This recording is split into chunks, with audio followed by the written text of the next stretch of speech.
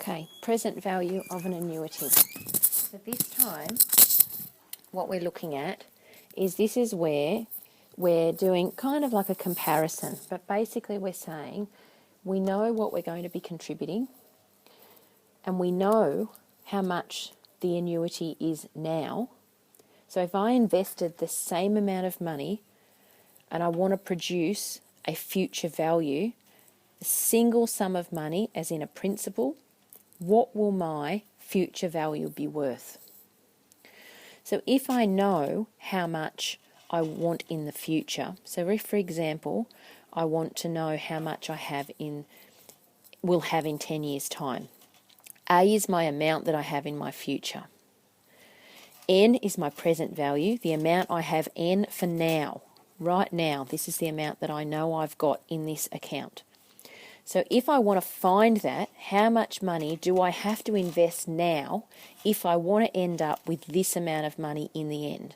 So kind of similar to the sinking fund concept that we talked about last lesson, but where I want to know how much should I start to put in now and then contributing along. So if I know my future value, if I know how much it's going to be worth in a certain amount of time, and I need to find my current value or my present value, N for now, I can use this formula, which is this one here on my formula sheet. If I don't know what my future value is, and I know that I'm going to be contributing a certain amount, how much should I put in now if I want to, to get a certain amount in a certain period of time, then this is the formula I'm going to be using. It's really important to use your memory when you're using this formula, because you'll see it's 1 plus r to the n minus 1 over r plus, bracket 1 plus r to the n. So you've got so many times that you're using r, even if it looks like a decimal, it is longer than 2 decimal places, you need to use your memory, so storing it into A or B or one of those letters. And again, this is your formula, and it comes under present value, N for now, formula of an annuity on your formula sheet. So let's have a look at a quick example. So Ty deposits $400 at the end of each month for 3 years. He deposits into an account that earns 7.8% per annum, and it's compounded monthly. So we need to know what single sum of money could Ty invest now to achieve the same future value as the annuity. So we don't know what that future value is, but if he had an annuity that he was depositing money into, it would be worth a certain amount of money. It would be worth A. We don't know what A is, but we want to know what amount of money he would have to invest now to get the same amount of money as he would over 3 years at this annuity rate. So again, writing down the formula straight from the formula sheet here. N, M, R and N. Okay, so it's 3 years, but it's compounded monthly. So 3 lots of 12 gives me 36 compounds that are going to exist. He's depositing $400 each month, so my contribution is $400.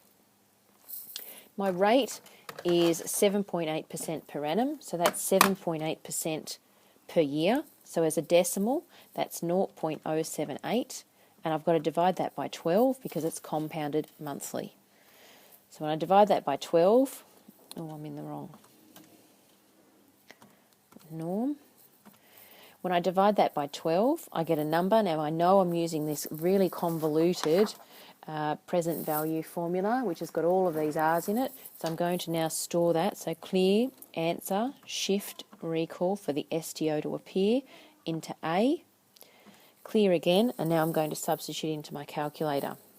So remember, I need brackets for the top, but now I also need brackets for the bottom, along with my brackets for the overall. So I have 400 and my overall brackets. I now have a small bracket.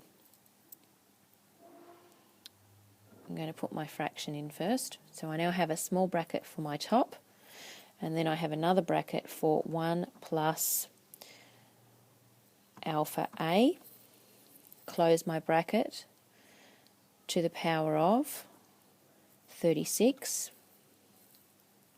minus, I just put 36 in, to the power of 36 minus 1, close my bracket for the top. Now on my denominator, again I need brackets, so I'm using A, so alpha A. Open the next bracket, 1 plus alpha A, close my bracket, to the power of 36. But now I need to close my entire bracket for the denominator. Alright, up to the end, I'm now closing my whole main bracket. Okay, so you can see where my brackets are, and you can see I've got a power. They look like a power up the top. Pressing equals. I'm getting 12,802, 3828, ...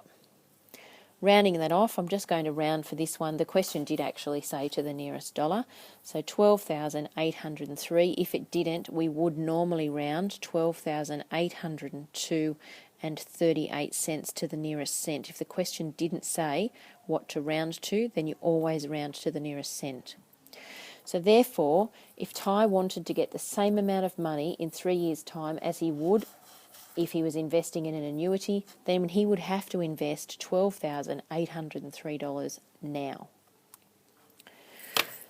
All right, I think most of these in this exercise, you can now work on exercise 803, questions 3 through to 8.